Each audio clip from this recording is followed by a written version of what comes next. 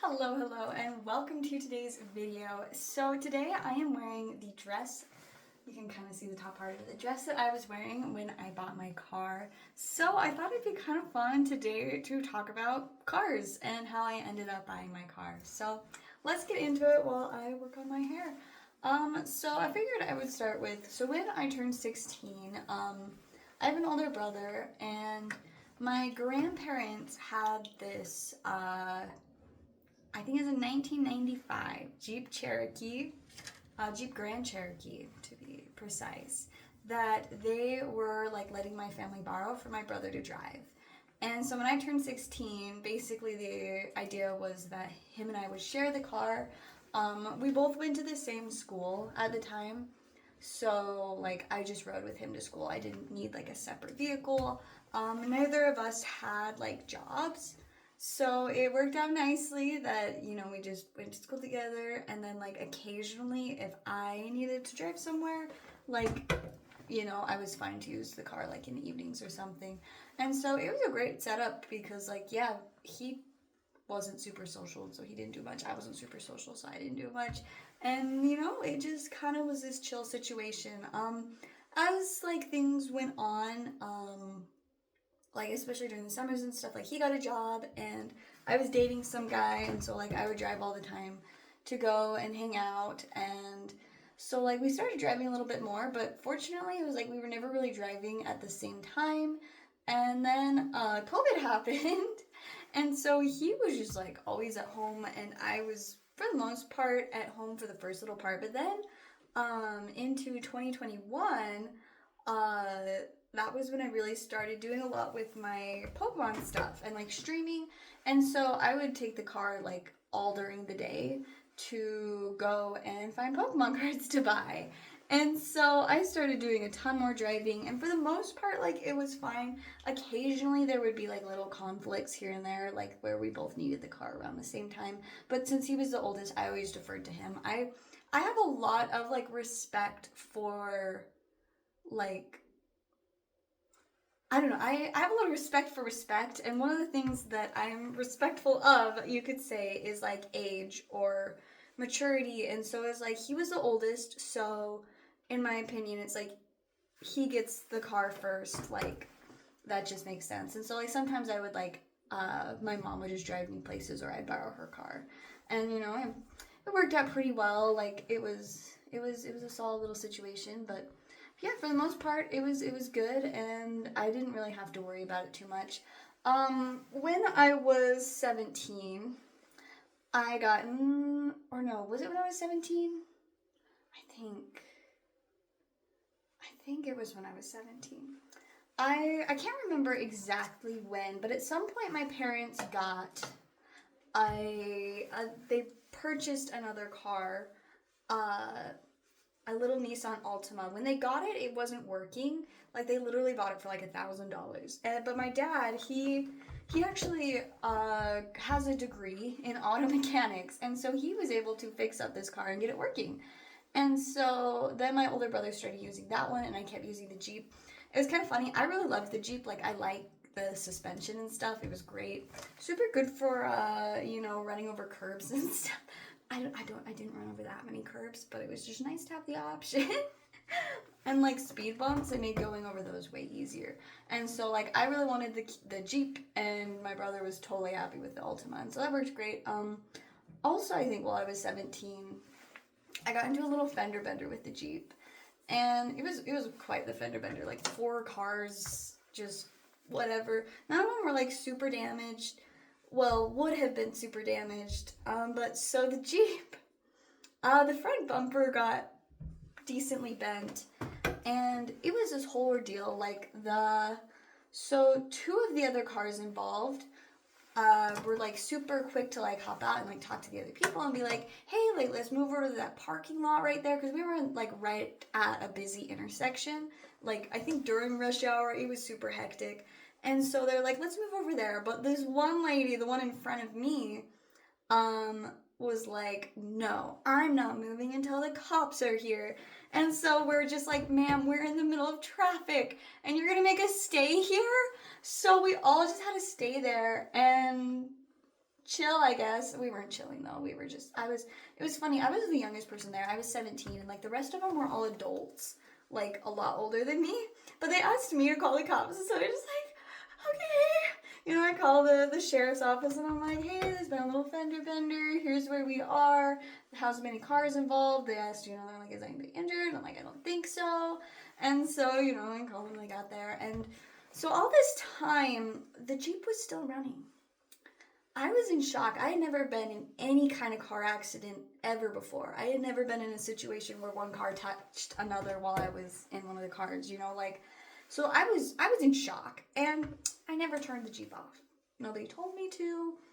I didn't even consider it. So I'm just sitting there in the road. Jeep is running. I am just literally just sitting there in shock. And so the police come and they start talking to all of us, you know, asking us questions, making sure everybody's okay. We're still just in the middle of the road, this really busy road too. So that was kind of stressful. And finally, maybe like an hour in, somebody comes up to my window and they're like, hey, I think there's smoke coming from your engine. Maybe you should turn your car off. And I'm just like, what? So at that point, like an hour in, I finally turned the Jeep off. Yeah, it was not great. It had very much been like overheating and yeah, not a good situation. And so, yeah, we chill in the middle of the road for a while longer. Eventually, finally, they're like, okay, let's move over to the parking lot. And I'm like, I would have loved to have moved over to the parking lot an hour ago. And so, but finally we move over to the parking lot and like we're finishing stuff up. At that point, my dad gets there because like, you know, obviously I've told my parents, I'm like, hey, a little accident, I'm okay, but like, I don't know how long it'll be till I get home and stuff. But so he came to like check on me, make sure things were okay. And then like, you know, I think I maybe had mentioned like that I wasn't like sure if like the Jeep would be okay and stuff with the smoke. I don't remember exactly. This was a few years ago, so I don't remember all the details. But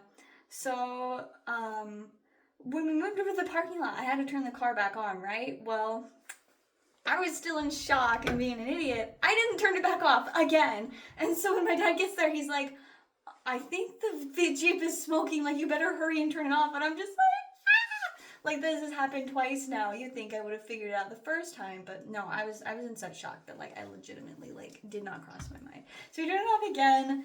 And I'm just like so just stressed and like I don't even know at this point.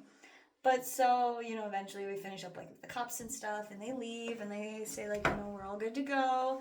And I don't remember exactly what happened, but I think my dad just drove me home with him and we left the Jeep in the parking lot for then because he's like, it was kind of late, the sun was setting. He's like, I'll deal with it later.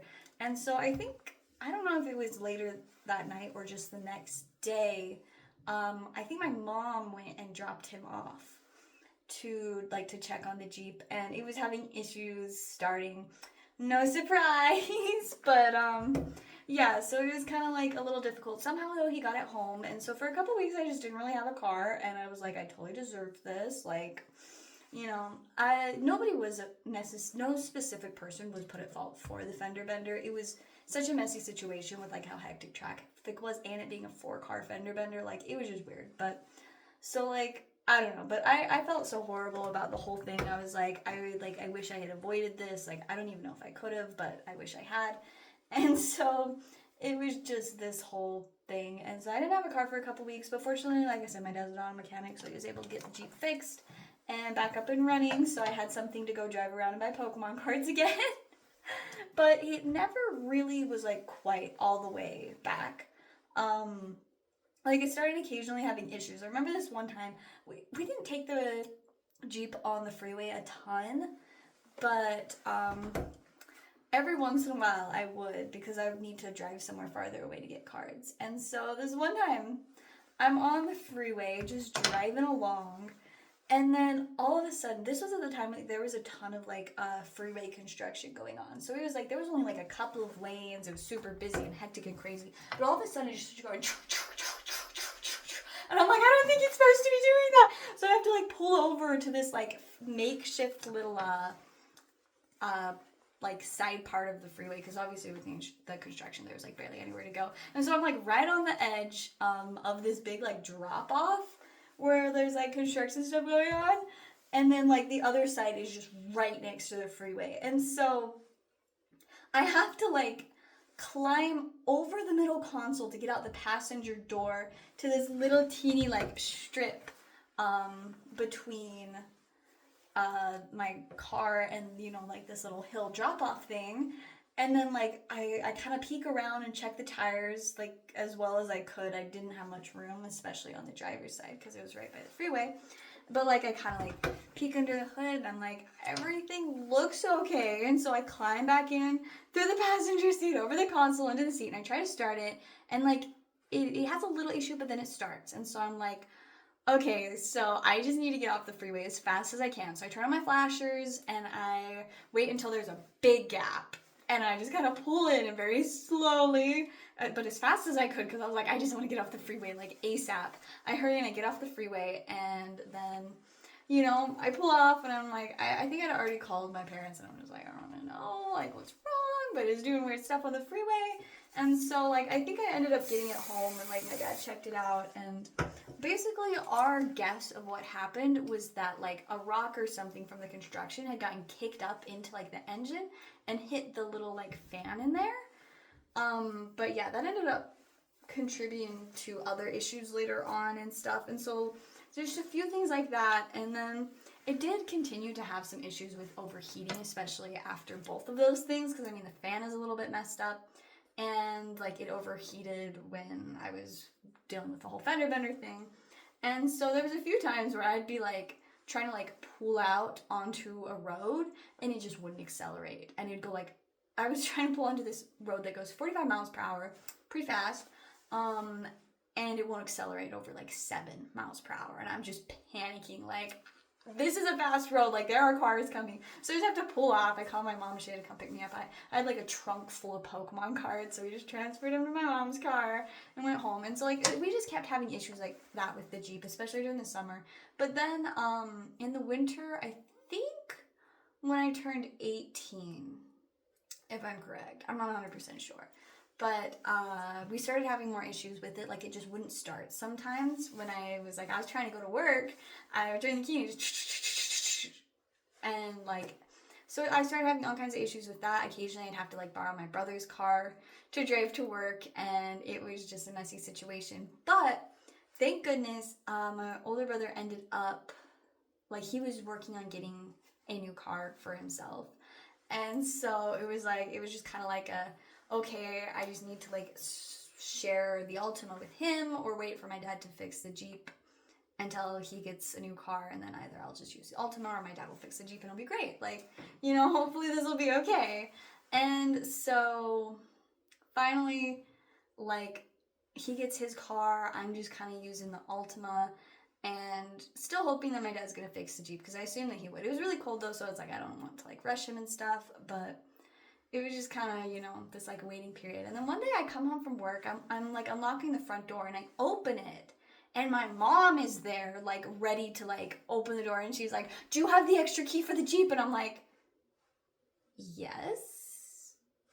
Like, what's up? She's like, the people are here to buy it right now. And I'm like, what people? What people to buy what? And so I'm like, I'm handing her the key and like, what's happening? And she's like, we're selling the Jeep. The people are in the kitchen right now. We need the extra key. And I'm like, whoa, okay, hold up. I didn't know we were selling the Jeep. Apparently, I had no clue. They had listed it and they were selling it right then when I got home from work. And I was just shook. And I was honestly a little heartbroken because I really loved the Jeep. Like, I thought it was a fun vehicle to drive. I really enjoyed it. Like I said, the suspension was fun. And, like, it was just an important vehicle to me because it was the first car that was kind of, like, in a way mine. Obviously, I didn't own it, but I was the one driving it exclusively for a good little while. And so I was kind of heartbroken. I'm like, Mom, like, you didn't even talk to me about this?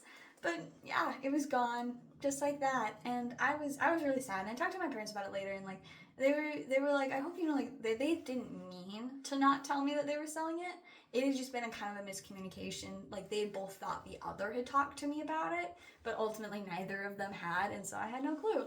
And so I was just, like, sad. I'm like, the Jeep is gone. Like, I didn't even get to say goodbye. Like, it's a car, but I was still a little bit upset about it. And so it was gone. And so then after that, you know, my brother had his new car, and so I was just driving the Altima, and that was just kind of how it was for a while. And then later that year, I started looking into wanting to get my own car, just like buying something, because the Altima obviously had issues as an older vehicle. Like, I could take it on the freeway more than I could the Jeep, but it was still always a little bit scary, and there were just lots of little things that I just, you know, wasn't the best vehicle. And I was very much so at the point where I was like, I'm kind of ready to like get my own car. And one of the big like pushing factors was that I wanted to make the trip to visit my grandparents who live like 5.5, or I think it's about 5 hours away.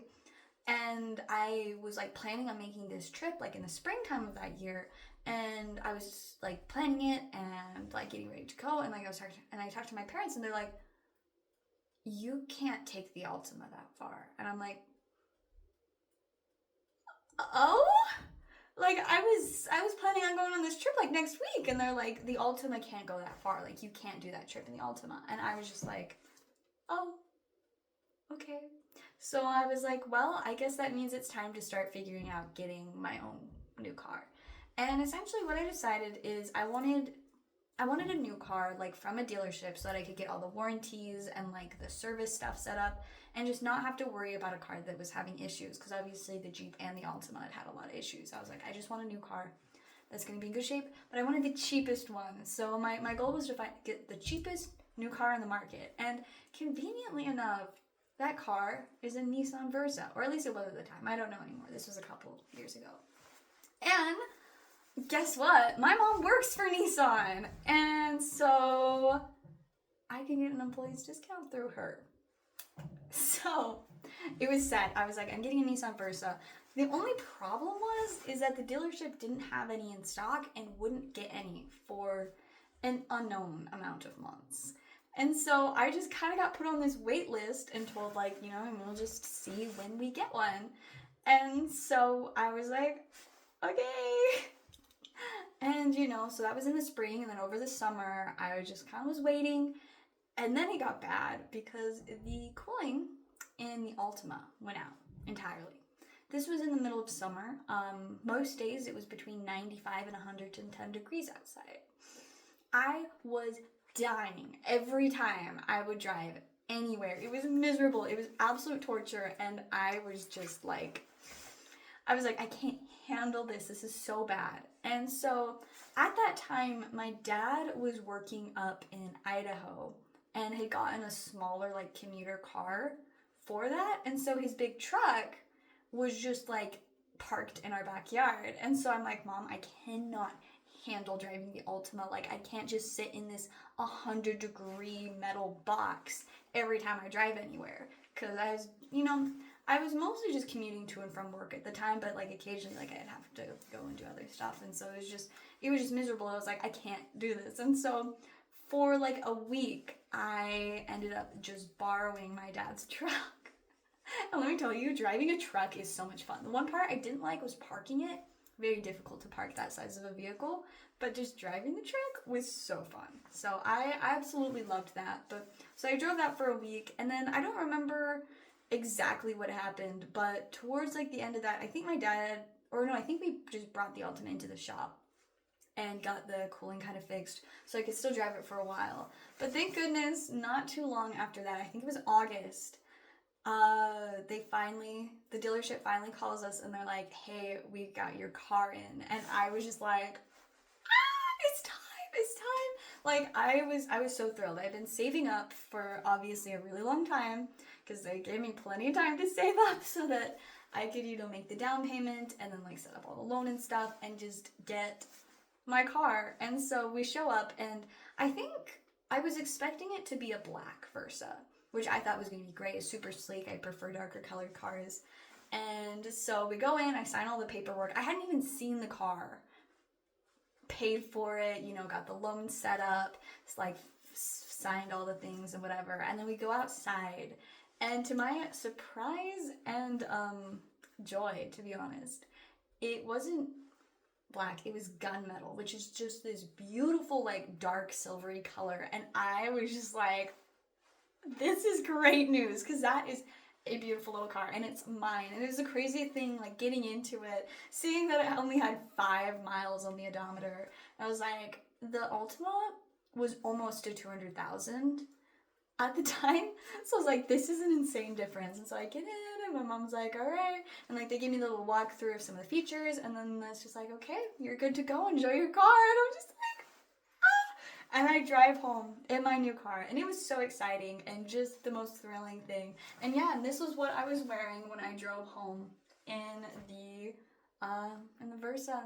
And now that is the car that I'm still driving. It has been a fantastic car. I've had it for like a year and a half now, and it has done me really well. I think I've only put about 10,000 miles on it so far. Like, I haven't done like a super ton of driving, but every once in a while I'll go on a big trip. And like, I've been driving around a lot more just as things have been getting busier with like my little mini card shop, and I've had to make longer trips to get things or to meet up with buyers and all that. And yeah, so it'll keep getting up there. But as much as I love it, when I got it, my plan was for it to basically just be my car forever. I was just like, I'm just gonna, drive this until it literally can't drive anymore.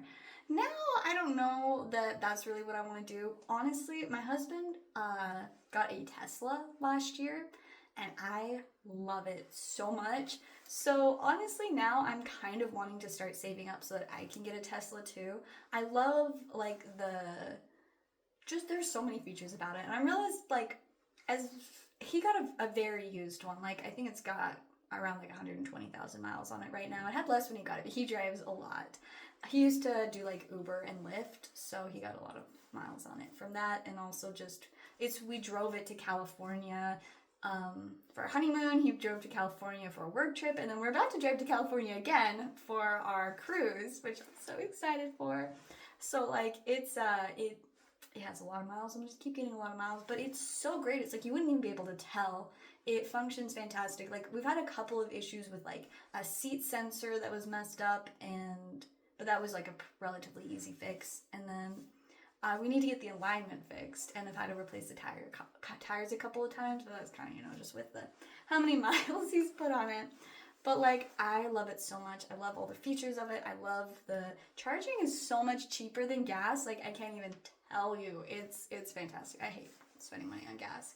That was the one good thing about the Jeep going, is it just blew through gas. So kind of nice to have a vehicle that uses a lot less gas, and the mileage on the Versa is fantastic. But it's like $32-ish right now to refill the Versa's tank, whereas like a full charge for the Tesla is like $12 to $15 depending on the charger. Like, that's a pretty significant price difference.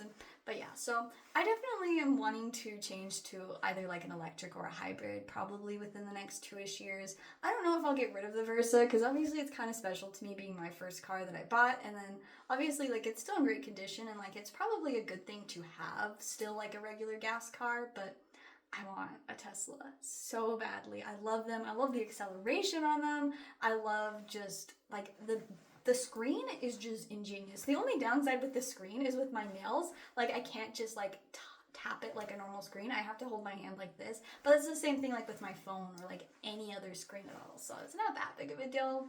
And the screen on my Versa doesn't do much. I can't like hook up a map to it or anything. Like, it literally is just for audio control, like radio or having my phone hooked up for music. Like, that's all the screen on my Versa does, which is fine. But boy, would I love to be able to have a map on there. Just saying.